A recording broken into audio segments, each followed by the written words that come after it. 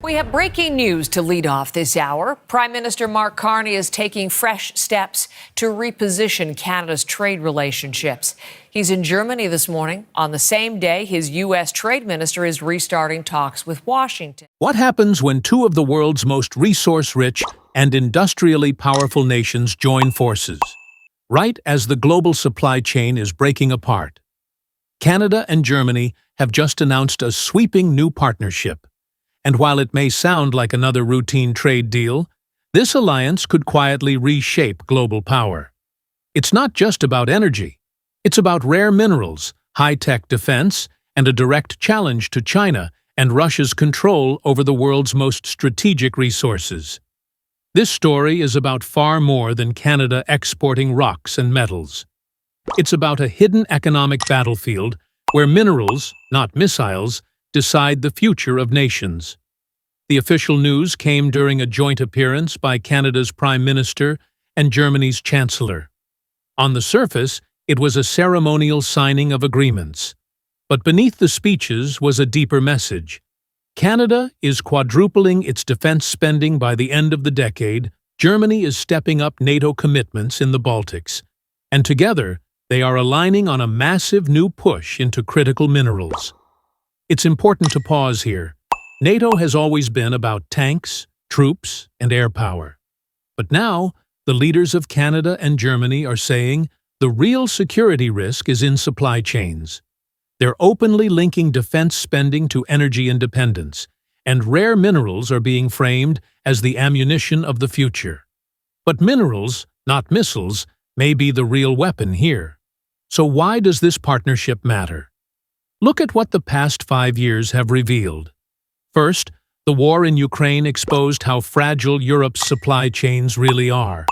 When Russia cut off energy flows, entire economies were thrown into chaos. Then came the pandemic, which showed just how dependent the West had become on China for medical supplies, electronics, and raw materials. Now add to that the fact that demand for critical minerals, lithium, cobalt, nickel, rare earths, is set to quadruple by the end of this decade. These aren't just commodities. They're the backbone of electric vehicles, fighter jets, missiles, semiconductors, and green energy. Whoever controls them controls the future. For years, China has dominated the supply of these resources, holding as much as 90% of global refining capacity for rare earth elements. Russia, too, has leveraged its nickel and palladium reserves as a geopolitical weapon. That's the playing field Canada and Germany are stepping into. And this is exactly where Canada's resource-rich nations, but it also has a unique credibility as a secure, stable supplier. Unlike China or Russia, Canada isn't going to turn off the tap to score political points.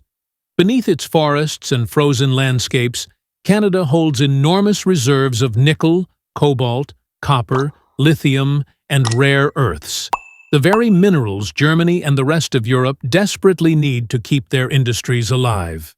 For Germany, which has built its global reputation on engineering and manufacturing, this partnership is a lifeline.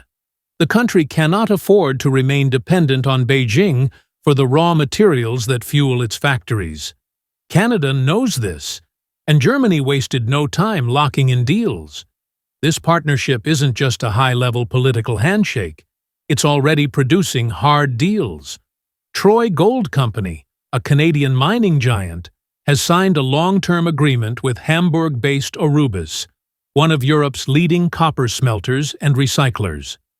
That means German industries will now have a stable, Canadian source of copper, vital for electronics, vehicles, and power grids.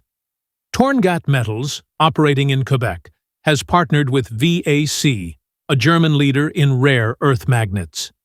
This deal directly addresses one of the most vulnerable links in the global tech chain. Rare earth magnets are critical for everything from smartphones to fighter jets. Until now, China had near-total dominance in this field. And then there's RockTech Lithium, a Canadian-German clean tech company that's building a transatlantic bridge in the EV battery sector. By processing lithium in Canada and Germany, This company is laying the foundation for a non-Chinese supply chain for one of the most important resources of the green economy. Each of these deals may sound like just another business contract, but together they represent something much bigger. The West quietly building a shield against Beijing's mineral monopoly. But minerals are only half the story. Parallel to the minerals deal, Canada is overhauling its military. One of the most ambitious projects is the renewal of its submarine fleet. And among the finalists for that contract, a German-Norwegian partnership led by ThyssenKrupp Marine Systems. This is not just about ships under the sea. Canada's submarine fleet patrols 3 oceans: the Atlantic, Pacific, and Arctic.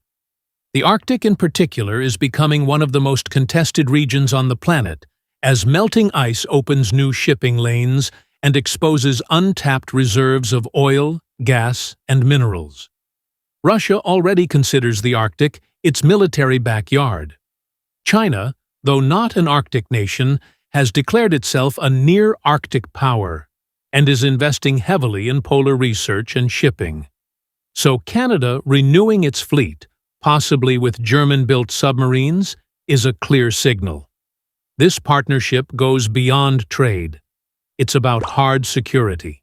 And the ripple effects stretch far beyond Europe. What's really happening here is a quiet rewiring of the global economy. The Western Alliance is trying to build parallel supply chains, separate from Beijing and Moscow's influence. Instead of being held hostage by authoritarian powers, Canada and Germany want to anchor their industries in democratic partnerships. This is why the partnership matters so much. It's not just about exporting raw materials. It's about setting up a system where Europe can produce electric vehicles without Chinese lithium, where military jets can be built without Russian metals, and where NATO can defend itself without relying on supply chains that run through hostile countries. But the question remains, is this enough to break China's grip? So here's where we are. Canada and Germany are betting on each other to secure the future. They're linking minerals to missiles, supply chains to submarines, and energy to defense. It's a bold play, one that could redefine the balance of power in the 21st century. But here's the catch. China still dominates refining capacity. Russia still controls vast reserves, and both have shown they're willing to weaponize their resources. So the real question is, can this Canada-Germany alliance truly secure the West's independence? Or will Beijing and Moscow simply find new ways to tighten their grip?